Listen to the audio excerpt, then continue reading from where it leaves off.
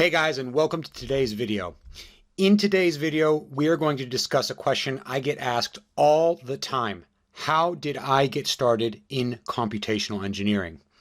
It was a long time ago at this point, but there are a few key pieces of advice that my story can give to any young aspiring engineer who wants to use computation. So let's get right into it, and I'll tell you a bit about my journey in computational engineering.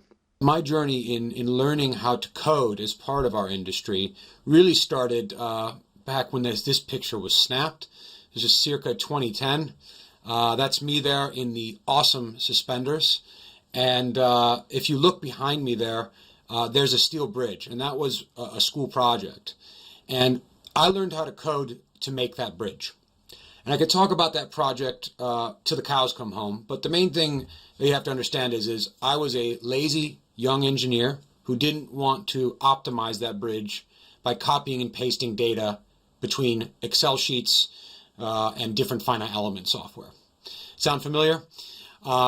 It seems like in our industry we do have a lot of that manual curation of data and it just slow, tedious processes.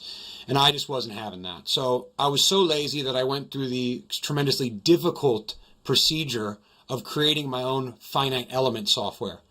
Yes, like literally creating it from scratch, just so I could tell that finite element software do my work for me. So when I say, I get asked a lot, how do I learn how to do computation? My best advice is always be lazy. 2 words, simple as that. Doesn't mean that you are lazy. It just means that you choose where you're going to put your effort. Are you going to sit there and work 80-hour weeks copying and pasting Excel sheets between each other?